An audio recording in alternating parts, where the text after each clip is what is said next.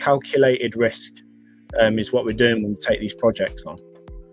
Not going in shouldering 100% of the risk and supplying all the materials and then keeping our fingers crossed that they pay. That's not a good strategy, guys. At what point, do you give up on a customer where you've sent the booking deposit? They've seemed really keen and happy for you to do the job. So you booked it in, sent over the booking deposit, but now they've ghosted you and they're ignoring you when you've sent the booking deposit. And I said, well, that's why the booking deposit protection is there, because it's all well and good being nice face value, being all nicey nice, and yeah, we'd love you to do the job, Stuart. We can't wait for you to do the job. See you next month. Okay, here's the booking deposit payment, please.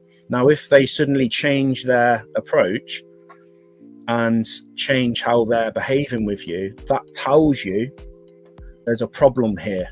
Now, the first problem is they forgot, which is completely human, and we all forget to do things every day. So that's forgivable, isn't it? They forgot. Okay, send them a reminder.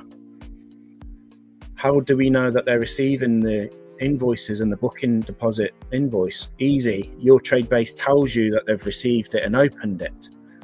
So in Damien's case, they were saying, I'm sorry, Damien, we haven't received it. We haven't received the email yet, which we know is BS because it tells us they've read it, opened it and read it.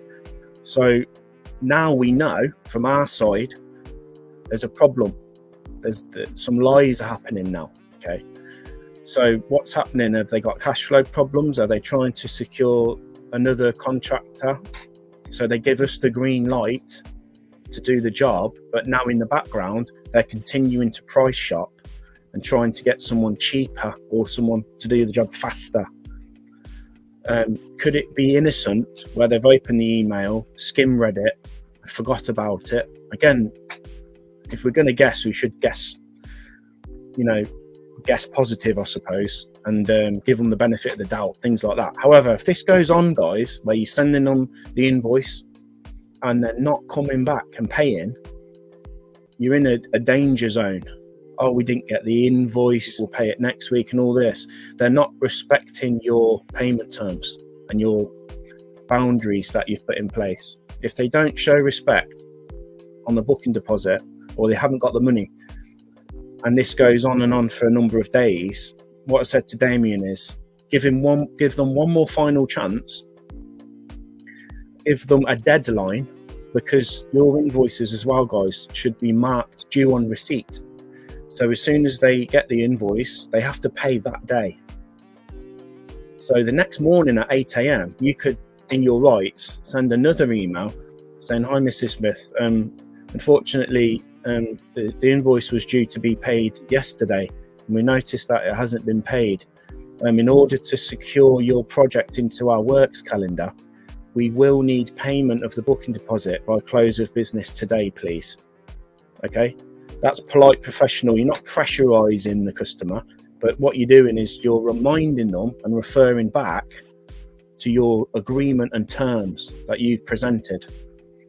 At this point, if they say, oh, really sorry about that, and they pay straight away, sorry about that, we forgot, that's fine. But if it goes on for a week of bullshit, oh yeah, we didn't get the email, we'll pay next week, then you can say, listen, next week's not going to work for me because the payment terms are clear and we need the booking deposit now.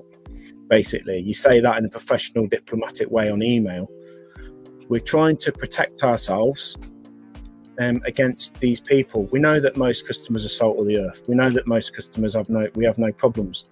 But if there's problems on the booking deposit, and it's ongoing, it's not just a simple mistake or they forgot. If there's problems on the booking deposit where they're ignoring you over and over again, you've got to be careful. What's going on here? Keep your guard up and stand your ground. Stand behind your payment terms. Don't let them pull the wool over your eyes and say, oh yeah, it'll be Monday, it'll be Tuesday, I'll pay you Wednesday. Because this is a cunt's trick that builders and contractors use on the self-employed man, the small man, to scam him. Basically, they get him to do the job, and they either pay months and months late, or they don't pay at all. It might sound a bit dramatic, but you only have to speak to half a dozen self-employed plasterers, and they'll tell you that they've been ripped off. And this is how you stop it from happening. So keep that in mind, guys, when you putting in your booking deposits, and make sure that your terms fully include